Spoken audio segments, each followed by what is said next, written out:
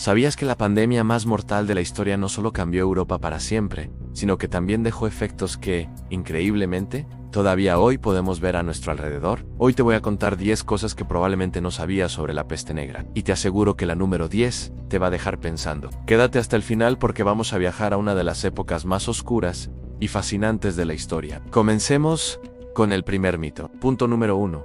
La peste negra no venía directamente de las ratas, sino de las pulgas. Sí, como lo oye, aunque las ratas tienen muy mala fama, y sin duda, ayudaron a expandir la enfermedad por todas partes, los verdaderos asesinos microscópicos eran las pulgas infectadas. Estos pequeños insectos portaban la bacteria Yersinia pestis. Cuando una pulga picaba a una rata infectada, se convertía en portadora, y cuando esa misma pulga saltaba a un ser humano y lo picaba, le transmitía la bacteria. Así que las ratas eran el vehículo, pero las pulgas eran el arma mortal. Esto nos enseña que a veces los enemigos más pequeños son los más peligrosos. Ahora, para que te hagas una idea de la magnitud de esta catástrofe, pasamos al punto número 2. La peste negra mató entre el 30% y el 60% de la población total de Europa. Detente un segundo a pensar en esa cifra. Es casi imposible de imaginar. Hablamos de decenas de millones de personas. Imagina que hoy de repente desapareciera la mitad de la población de todo un continente. Ciudades enteras quedaron vacías. Familias enteras desaparecieron en cuestión de semana. El impacto demográfico fue tan brutal que Europa tardó más de 200 años en recuperar los niveles de población que tenía antes de la plaga. Fue un apocalipsis en la vida real. Tercer punto, no había una sola peste negra, sino 3. La enfermedad se manifestaba de diferentes formas, y cada una era más aterradora que la anterior. La más común era la peste bubónica. Esta es la que todos conocemos por las imágenes de los bubons, que eran ganglios linfáticos inflamados, dolorosos y llenos de pus, generalmente en la ingle, las axilas o el cuello. Si no se trataba, tenía una alta tasa de mortalidad. Luego estaba la peste septicémica, que ocurría cuando la bacteria invadía directamente el torrente sanguíneo. Esta forma era casi siempre mortal y provocaba que la piel se ennegreciera por las hemorragias internas, de ahí el nombre peste negra. Y por último, la más letal de todas, la peste neumónica. Atacaba los pulmones y, a diferencia de las otras, se podía transmitir de persona a persona a través del aire, al toser o estornudar. Si contraías la peste neumónica, tus posibilidades de sobrevivir eran prácticamente nulas. Vamos con el cuarto punto. Una imagen icónica de esta época en los médicos con máscaras en forma de pico. Puede parecer un disfraz de carnaval macabro, pero tenía una supuesta función. En el siglo XVII, durante brotes posteriores, los médicos de la peste creían en la teoría del miasma, que sostenía que las enfermedades se propagaban por el aire malo o los olores fétidos. Por eso, llenaban el largo pico de la máscara con hierbas aromáticas, flores secas, especias y vinagre. Pensaban que esto purificaría el aire que respiraban y los protegería del contagio. Obviamente, hoy sabemos que esto no funcionaba para detener a una bacteria, pero en su momento, era la tecnología más avanzada que tenían para intentar protegerse. Punto número 5. ¿De dónde salió esta terrible plaga? El origen más aceptado es que la peste negra comenzó en las estepas de Asia Central, en algún lugar de lo que hoy es Kirguistán, Kazajistán o Mongolia. Desde allí, la bacteria, que vivía en poblaciones de roedores salvajes como las marmotas, comenzó a expandirse. Primero viajó hacia el este, llegando a China e India, y luego, gracias a las rutas comerciales, emprendió su mortal viaje hacia el oeste, la famosa ruta de la seda, que trajo a Europa mercancías exóticas y conocimientos. También trajo consigo, sin saberlo, al pasajero más letal de la historia. Y esto nos lleva directamente al punto número 6.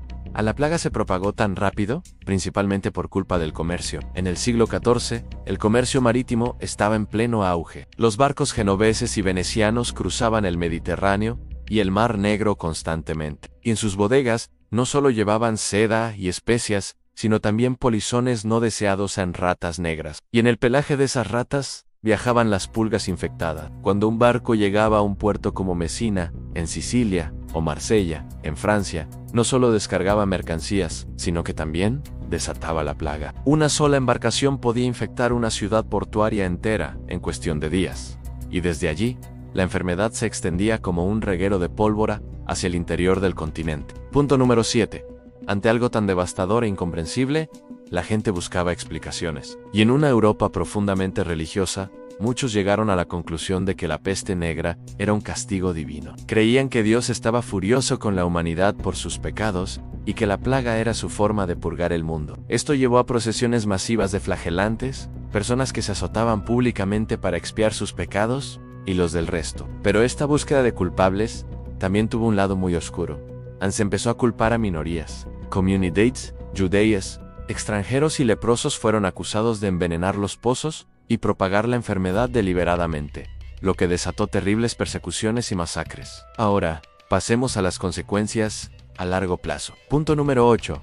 La peste negra cambió por completo el mercado laboral y la estructura social de Europa. Con tanta gente muriendo, de repente había una escasez masiva de mano de obra. Los campesinos y artesanos que sobrevivieron se encontraron en una posición de poder sin precedente. Si un señor feudal no les pagaba lo suficiente, simplemente podían irse a trabajar para otro que sí lo hiciera. Esto les permitió exigir mejores salarios y condiciones de trabajo. El viejo sistema feudal, donde los siervos estaban atados a la tierra, comenzó a desmoronarse. Se podría decir que la peste negra, a pesar de su horror, aceleró el fin de la Edad Media y sembró las semillas del Renacimiento y la economía moderna. Noveno punto, y esto puede que te sorprenda.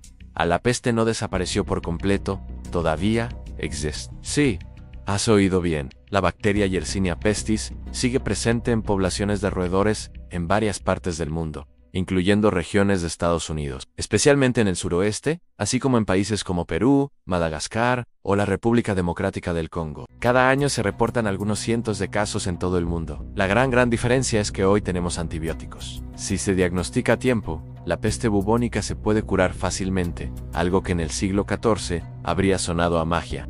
Y finalmente, llegamos al punto número 10. Uno de los legados más inesperados y visibles de la plaga. La peste negra hizo que Europa cambiara su arquitectura y su urbanismo. Antes de la plaga, las ciudades medievales eran un laberinto de calles estrechas, oscuras y sucias, un caldo de cultivo perfecto para las enfermedades. Después de la catástrofe, la gente entendió, aunque fuera de forma intuitiva, que la densidad y la falta de higiene contribuían a la propagación. Las ciudades que se reconstruyeron o se expandieron comenzaron a hacerlo de manera diferente. Se planificaron calles más anchas para que circulara el aire y entrara la luz del sol, se mejoraron los sistemas de alcantarillado y drenaje, y se intentó reorganizar los mercados para hacerlos más limpios. De alguna manera, la pandemia literalmente rediseñó el aspecto de muchas ciudades europeas, sentando las bases del urbanismo moderno. Así que ahí lo tienes. 10 datos fascinantes sobre una pandemia que no solo se llevó por delante a millones de personas, sino que también transformó la sociedad, la economía y hasta el paisaje de nuestras ciudades. La historia está llena de estas lecciones, mostrándonos cómo las grandes crisis pueden, a largo plazo, provocar cambios inesperados. ¿Y tú? ¿Conocías alguno de estos datos? ¿Cuál te ha sorprendido más? Déjamelo saber en los comentarios, me encanta leer sus opiniones. Si te gustan estas curiosidades históricas y quieres descubrir más datos históricos y científicos, no te olvides de suscribirte al canal y activar la campanita para no perderte ningún video. Muchas gracias por acompañarme en este viaje al pasado. Nos vemos en el próximo video de ¿Sabías qué?